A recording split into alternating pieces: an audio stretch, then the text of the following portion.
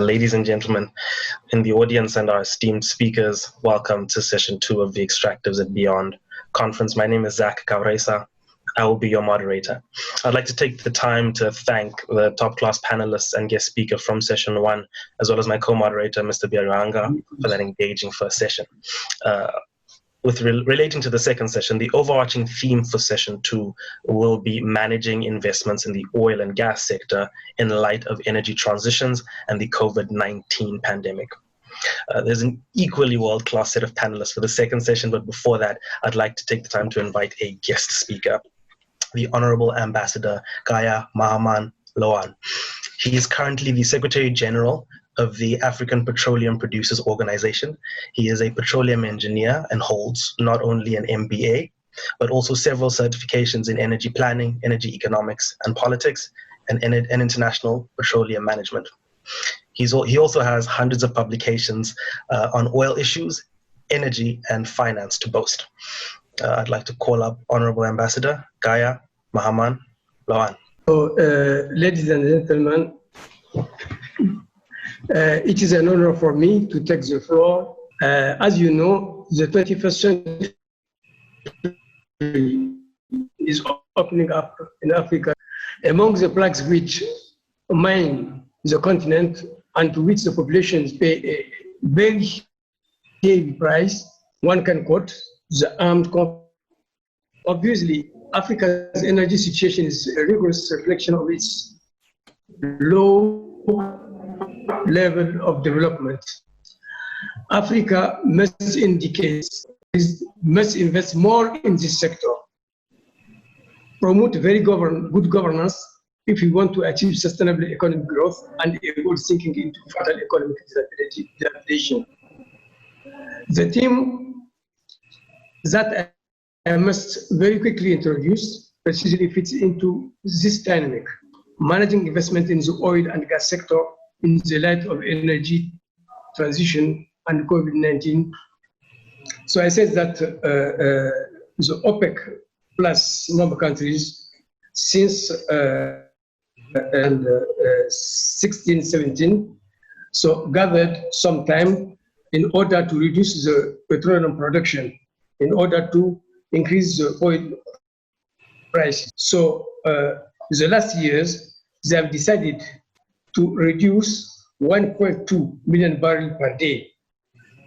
But in December 2018, they decided to reduce more, 500,000 new barrels in addition to the 1.2 million barrels per day. So they accept that, and this agreement should be valid until March 2020. But what we see, so on the said line of the all OPEC plus meetings, so Russia said it could no longer continue to make sacrifice to reduce its production, while the main beneficiaries were none other than the Americans. So they consider that Americans are not contributing to the reduction of crude oil production, but they are waiting for other countries to reduce their. They take the advantage of that, and this is basically Russia refused to agree to the reduction of its production. So at the last meeting, so on March, so Russia decided to refuse to reduce its production, and then this attitude of Russia provokes the ire of Saudi Arabia, which decided to flood the market with almost 3 million barrels per day. So this is the beginning of the war of price of a barrel of petroleum. So the coronavirus pandemic, which was declared in December 2019 in China, so and exported to other countries, contribute just to reinforce the situation, because the lockdown of nearly 4 billion people over the world caused almost a drop of demand for oil by almost 30 million barrels per day. So previously, the production, the water production was 100 million barrels per day.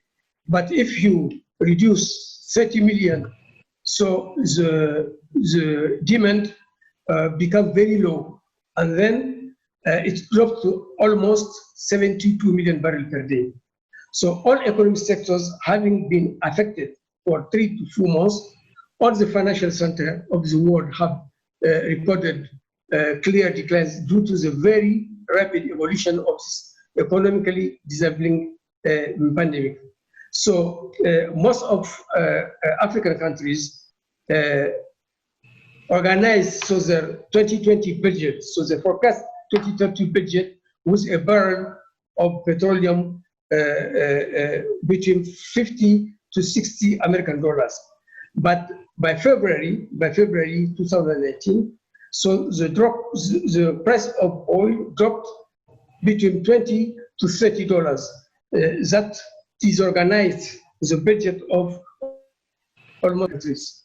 So the adjusted budget were cut by more than half for some countries. So in order to avoid falling into the abyss, some African countries were forced to make in disaster drastic cuts in their new budget. So the little budgetary revenue that will be collected will unfortunately be devoted to the response against the coronavirus. So this contributes to seriously the cut of financing in basic social sector, so like education, health, rural water, and so forth. And this risk suffering from the drying up of the fund of the states. So growing inequalities could social discontent and expose this country to political unrest. Until now, it's what we are facing. So this is the sad reality in which many African producing countries find themselves, particularly those in deficit of anticipation, vision, and good governance. So, so I come up to the second point quickly, the energy transition. So the energy transition, at present, the energy transition is a transition from what we understand, from a society based on the abundant consumption of fossil fuels to another society with more sober and more ecological consumption of energy. Otherwise, the use of so-called renewable energy. So I follow for some time the contribution of Mrs. Let me see her name, Mrs. Ket Mabuki. She well introduces this matter. So I think that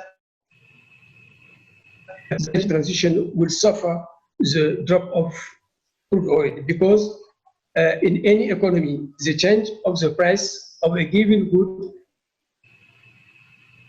and resources are proof of this. The choice of the consumer, individual or states, is therefore more towards cheaper energy.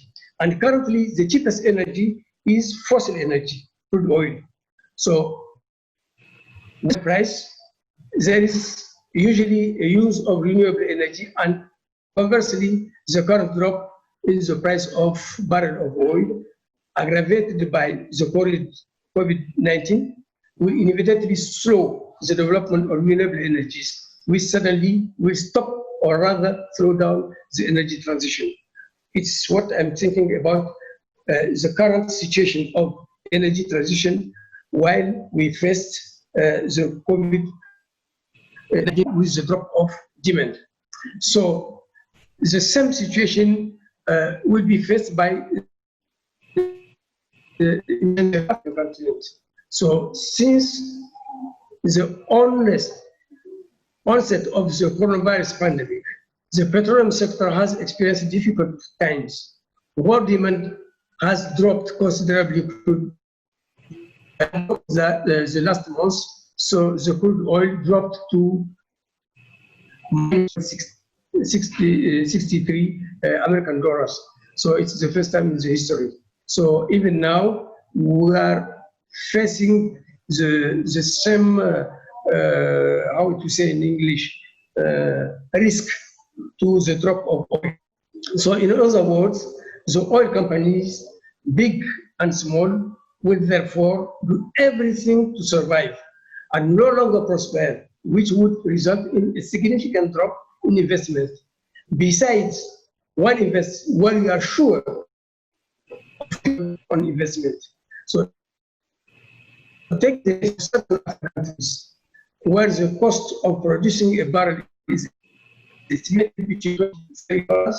So, and that oil price today, after the April debacle, from a certain perspective, over around 20 American dollars. Then we agree that there is no reason for a private company right now to engage in random investment. So the urgency is therefore at this moment the preservation of the capital, and many investment projects will unfortunately be essentially sacrificed. So the large companies, which in addition would therefore find themselves in an untenable situation. In addition, the reduction in capital spending recently announced by 9 major oil companies, ExxonMobil and Royal Dutch Shell, would amount to $38 billion, a decrease of 22% compared to their original spending plans of $175 billion. So these measures, including BP, ExxonMobil, Royal Dutch, and French Total, have all announced drastic savings and investment cuts in the recent year. All subcontracting companies, labor, local labor, and state tax revenue will be automatically and very affected. And it is a situation we are facing currently now in Africa. So the situation is hardly bright, since faced with the double shock of the collapse of oil price and the coronavirus pandemic. The upstream of African oil sector should be its capital expenditure reduced by about 33% this year, according to Wood Mackenzie.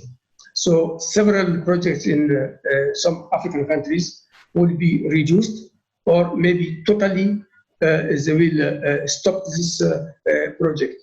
So this briefly what I would like to the managing investment in the oil and gas sector in the light of energy transition and COVID-19 pandemic in Africa. So I beg your pardon, you understand, I'm not Anglophone, I'm Francophone, so I'm still learning English, so you have to excuse my English. Thank you very much. Thank you very much for that presentation, Honorable Ambassador. I think everyone appreciated it, and also the slides really helped. I think it was very insightful in just laying the backdrop against which the bulk of this conference can continue.